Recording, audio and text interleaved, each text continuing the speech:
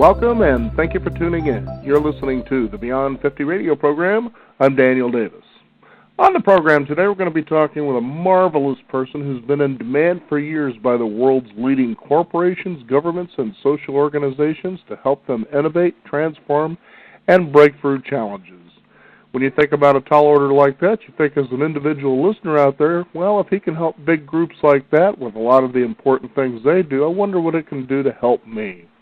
We're going to be talking about a program called Breakthrough Biodynamics that is a pioneering of fusion of the latest neuroscience, ancient traditions, practical philosophy, and powerful tools for transformation.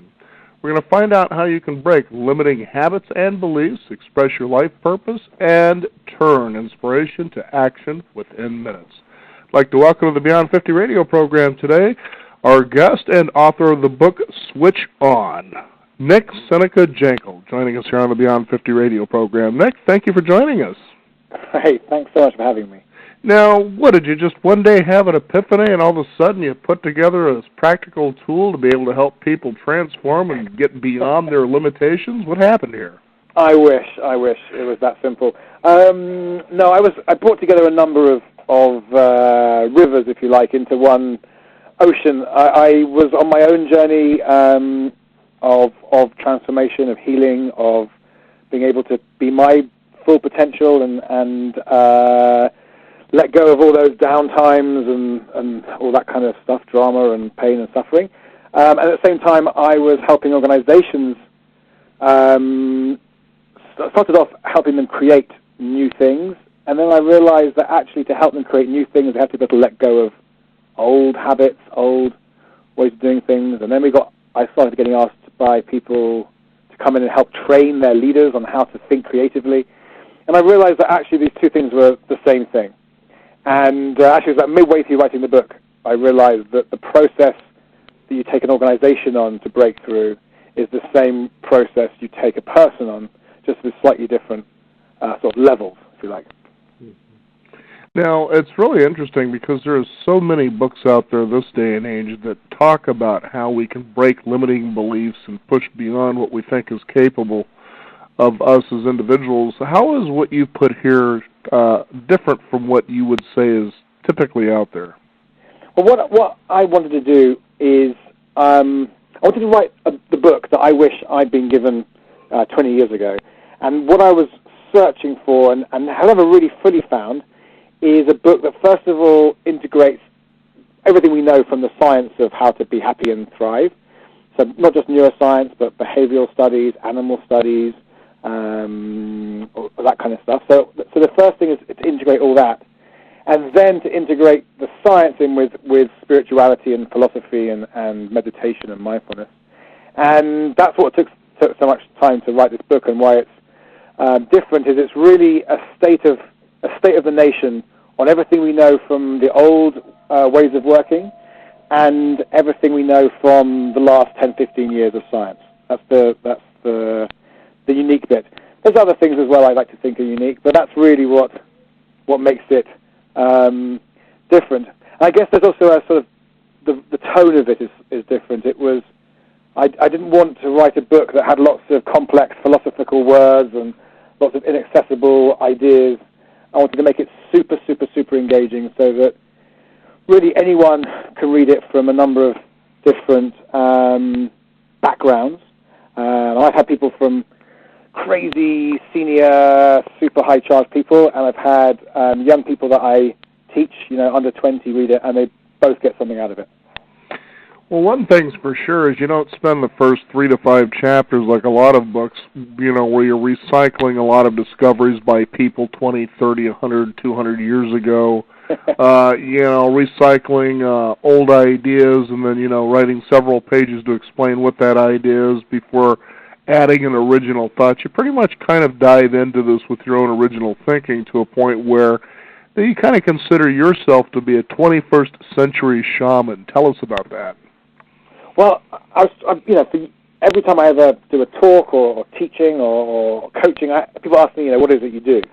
And I've been trying to make sense of how I work at both the sort of what a shaman would call the village level. I work at the village level, as in with governments and with organizations, but I also work at individual level, as a shaman does. And as a shaman does, I help people understand information and insights that they can't see or can't process, that are still within them or within what people might call the other world or the other side.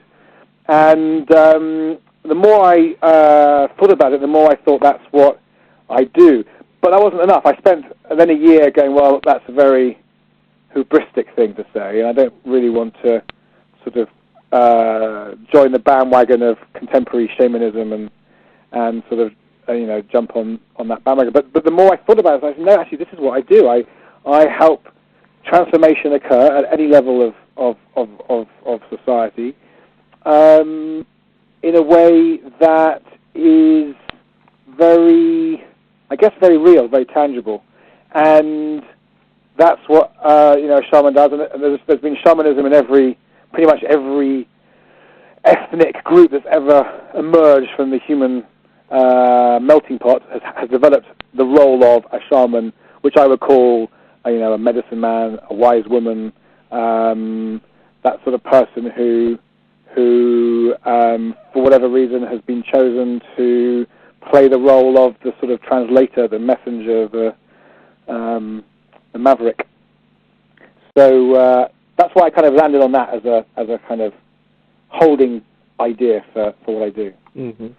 Now, just to give the listeners an idea here, Nick, one of the things I picked up in your book that I thought was pretty interesting, because when a person can get to this level in life, then problems and solutions really become one and the same. It just depends on you, okay? Yes. And so I'll just go ahead and take a quote directly from your book. Switching on, because the book is titled Switch On, is not about becoming someone new. It is really about becoming who you always could have been behind the front. Why don't we elaborate on that a bit, because I find that very interesting. Well, I love. I mean, in the first part, what you said, it was lovely. I sometimes have this image that in this book there's a J-shaped curve, a shape of a J, letter J, and the problem starts on the one side and the possibility starts on the other.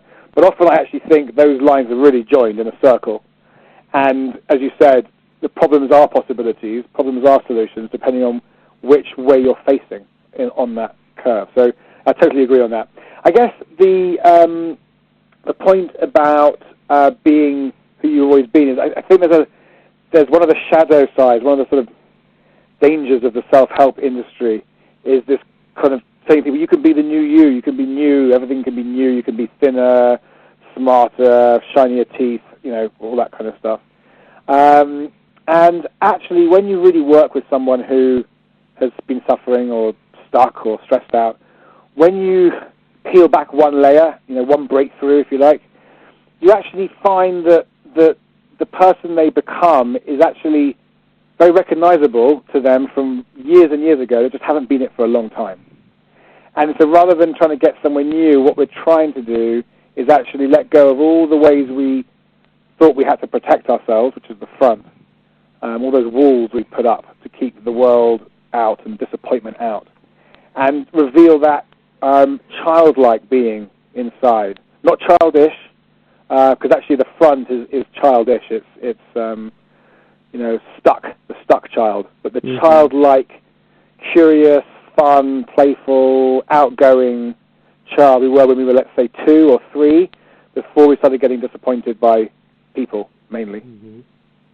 It's really interesting as you consider, when you read this book for the listeners out there, that you start engaging in things in a different way when it comes to fear, okay? Yeah. And, a lot of times people, they pick up a success book or they'll attend a seminar or a weekend retreat, spend lots of money trying to be better than who they think they are, when in fact I think that life constantly gives us opportunities to do that without having to go to someone, to pay someone, or to pick up a book to be able to do that. But it's just a matter of, how do I do this? How do I move through, for instance, those circumstances that I would really love to avoid? And at times when people do attend seminars or pick up books or weekend retreats, whatever direction they decide to go, is that I think a lot of times they're trying to find ways to avoid pain by having permanent bliss, when in fact I would think, and of course it seems that you've pretty much said this in your book, Switch On, is that they're really one and the same, aren't they? Absolutely. And I think that's another part of the sort of self-help industry, which is a bit of a red herring, is the seeking of bliss all the time, or rather confusing bliss with pleasure. Right. That's probably more accurate, because I think you can be in bliss all the time, but that's not always pleasurable bliss. It's kind of like, I guess I use the word joy. You can be in joy, as in how I would define it, living fully at the edge of your capacities, at the edge of your learning curve, imbibing and digesting the world fully. And you can do that at the funeral of someone you love dearly when you're really sad, and you really should be sad. I mean, there's nothing weird about being sad when someone dies. Or you can do it the minute you win this amazing prize. Or, the daily grind of a Tuesday evening when you get home late from work. And that's what I think the important thing about the work I do is it's not about disappearing into a sort of disappearing into the yoga studio to escape reality. It's actually about saying every experience we have has within it something of value for us to help us feel, to thrive in that moment, if we're willing to take it on and accept it and look for it. I think what we could try to do for the listeners is to give an example of what we're talking about here. So I'll go ahead and I'll share a story that I have that I think that if they grasp this, they'll really get an idea of what Switch On is really about, if I may. Yeah. So many years ago, as I filed my taxes late, I realized that I was going to be taking on or assuming a bill close to $5,000. Okay, oh boy, the IRS of all things, right? You say that, it's like saying land shark. So anyway, what happens is I'm sitting here and I'm reading this notice saying, you owe us this money, what are we going to do here, sort of a thing. So I took a look at this, and you can just imagine what's going on through my body, what you actually feel, Absolutely.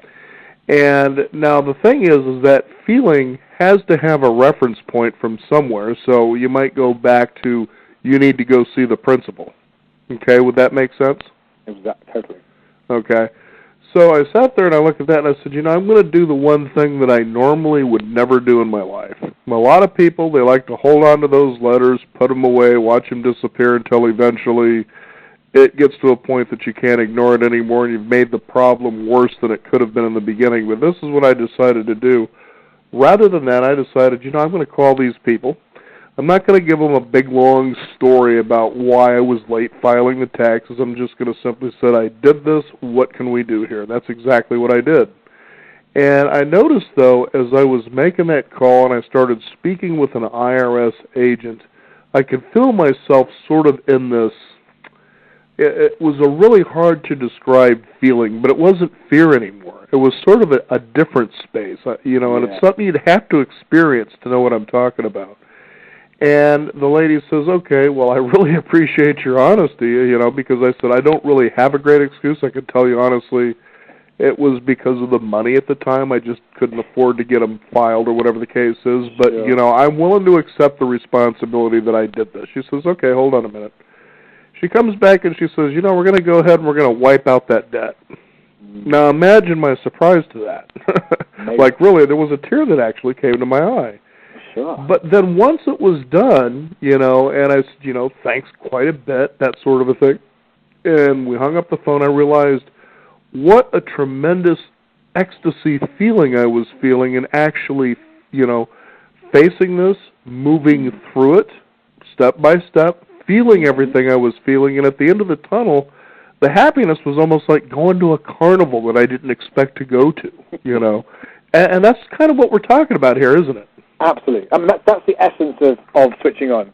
Rather than pushing something away, and it could be taxes, it could be something, more intense from childhood.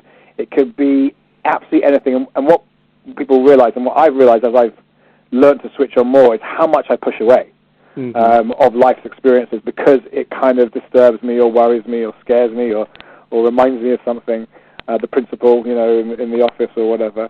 And then when you actually switch on, you realize there's no feeling like the freedom from fear, the freedom from the feeling that you need to push something away. Nothing is as bad. That the actual thing is never as bad as the feeling of it is. That's the key, of the feeling of the anticipation of it. And or then, as Byron Katie would say, that life and reality are kinder than you think. Exactly. I mean, and then you get this amazing capacity for other people to meet you in the vulnerability, in the openness.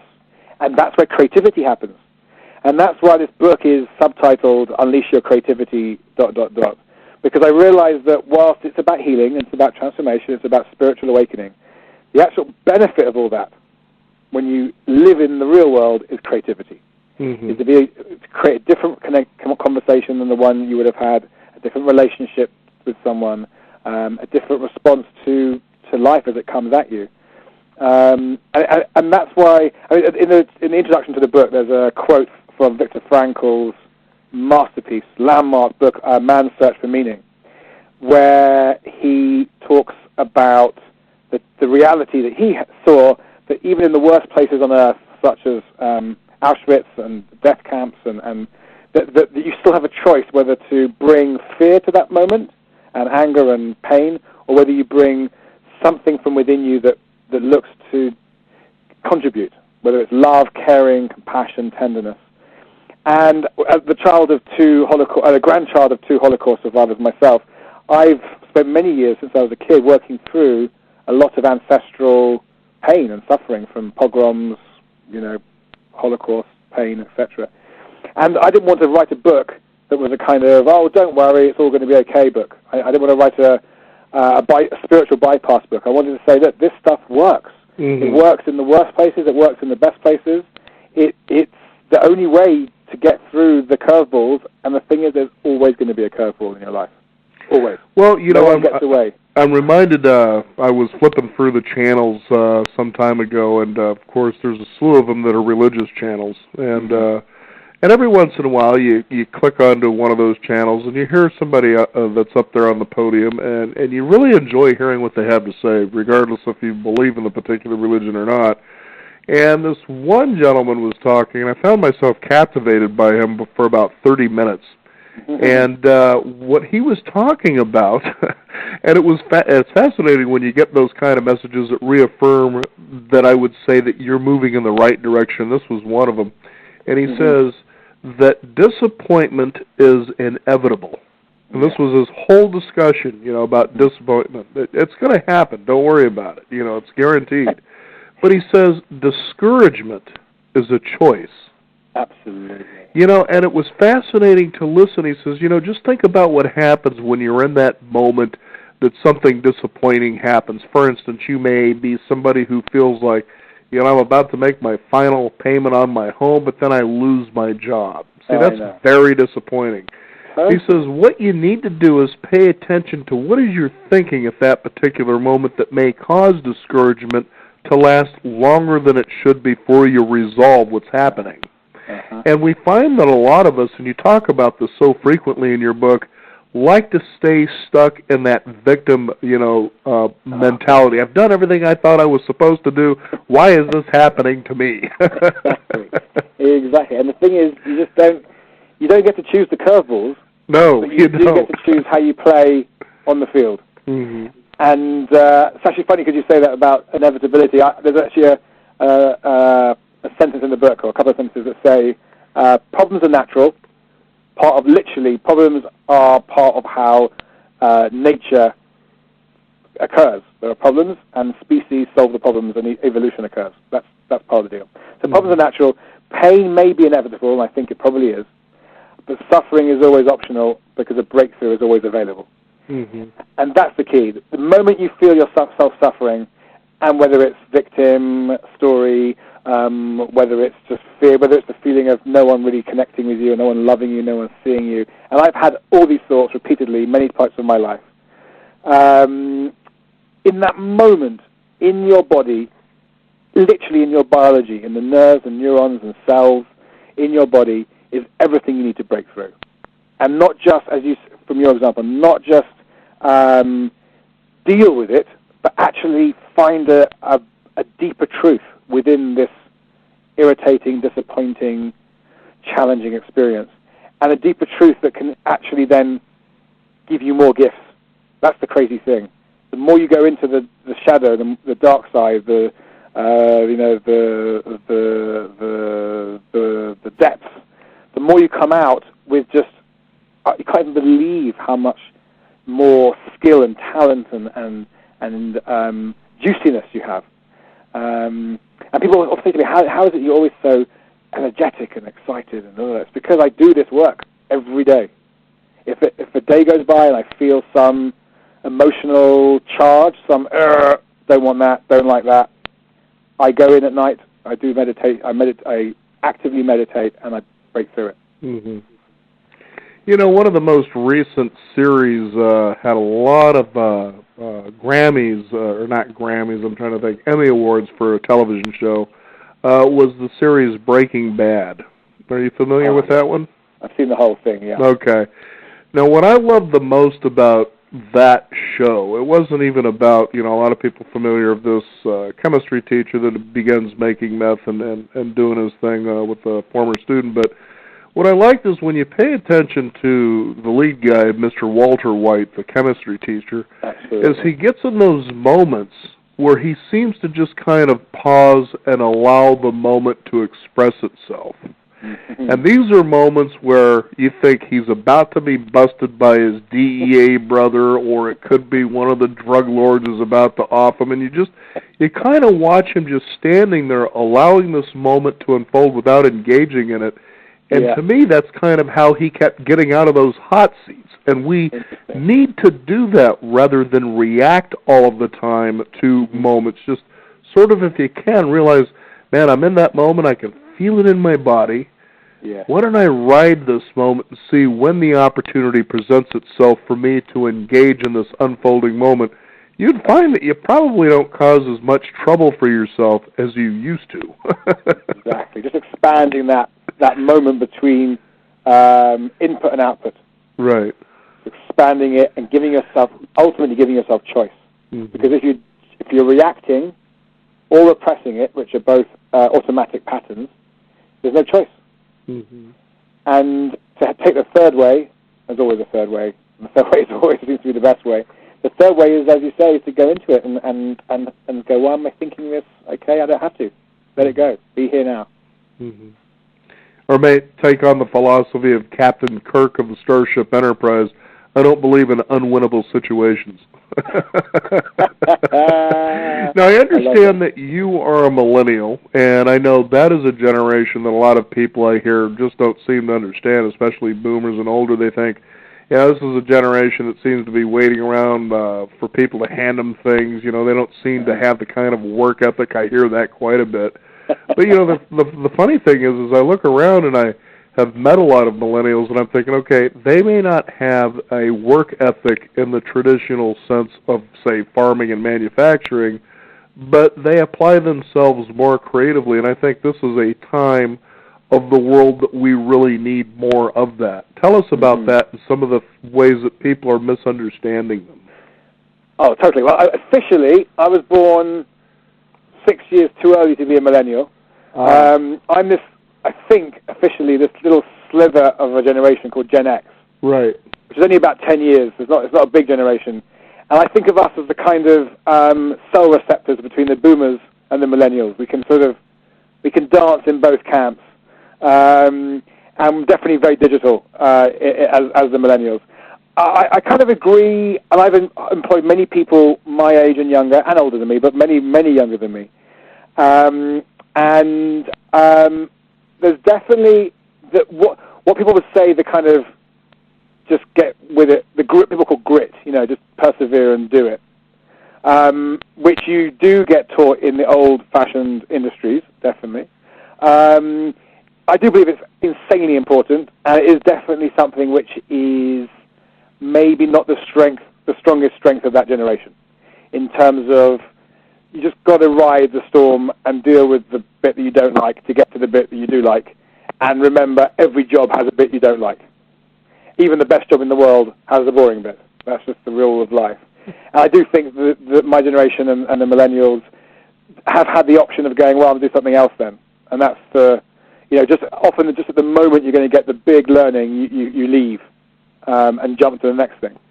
That said, I think you're also absolutely right in that there is a different form of perseverance, in the sense of certainly being very mission-oriented and very purpose-driven and very clear that there's a better world to be created, and not giving up on that dream, and not getting jaded, which is something which is very important, is to not become jaded and just go, well, you know what, I'll just work in the system then and do it and whatever, Mm-hmm. So I think there's definitely that, and that comes with it, creativity around digital production, video, audio, blogs, that kind of stuff. So I think there is a bit of shadow in there to be worked on as a generation, and certainly it's something that I know. When I employ someone who's 20-something, I know that's going to be a problem pretty much, Mm-hmm. and so I build that into my expectations, and so I don't get frustrated by it. So I help them work on their strengths and sort of find some grit. Mm-hmm. Well, you bring up something that I think is also important to note, is the fact that sometimes as we embark on a particular goal, or maybe several goals, is that a lot of times we have expectations as to when this goal is to be achieved and how it's supposed to look once that happens. Mm-hmm. And there's no doubt that, the more expectation you have, a lot of times, the more disappointed you're going to become by the outcome. And I think if we go back to that childlike state where we just had a purpose for moving in a particular direction, that mm-hmm. there was something that we desired and wanted, but we have that childlike bliss because we really don't know how it's going to turn out, that if we can learn to just let go, mm-hmm. that what we receive a lot of times can tend to be greater than what we ever expected. Absolutely. Mm-hmm. Absolutely. I think that, the well-trodden concept of equanimity is super important. But I guess my twist on that is I talk about kind of optimistic equanimity. So it's not neutrality. It's not a grayness. It's not a nothingness. It's everything is workable. This moment is workable, and I'm quietly optimistic that I could turn it into something amazing. Mm-hmm. And if I don't, I'm okay. It's all good. But the thing you talk about letting go, that's the great lesson, really, of all life. In fact, someone asked me once, if you could only teach one thing, what would it be? It was a tough call. One was everyone's part of the universe, we're all one thing. And the other one is learn to let go gracefully. Mm-hmm. And if you've got those two, I think you're pretty well set up. I agree, and you could just simply switch on at any time. Exactly. And that's really what switching on is, remembering that. Remembering, oh my God, I'm part of this universe. Mm-hmm. It's okay, I have a right to be here. I'm loved. In fact, not only have I a right to be here, I was invited here, mm-hmm. In some way, metaphorically. And secondly, if I let go of something else will come, which is probably going to be more rewarding and more engaging. Well, I can tell you that as I was in my 20s, it was an interesting phenomenon that, I could never remember ever buying furniture, but I always had pretty nice furniture. Someone would come along, and there'd be a couch. The next thing, I'd get to a point, well, it's time for a change, so I'd find somebody to give the couch to, never sold it. And somehow something always managed to replace that space. Yeah. And I found it, when you actually read, for instance, in physics about that vacuum, that, the more that you empty a space, the more you're giving permission to fill that space all at the same time. And I was like, I can't seem to get rid of this stuff fast enough. And I'm certainly not going out and getting anything. The metaphor that I like to use, so simple. You go out to IKEA, maybe somewhere a little less disposable. You buy yourself an awesome sofa or couch or whatever. You get it home, and if you're home is still filled with the old one. You can't get it in, and it just sits there. So you've got to get the old one out first, and that's just the simple reality. And that's the same with organizations. You can't have a big breakthrough innovation, a world-changing idea, an amazing business model, unless you let go of the old one. Right, exactly.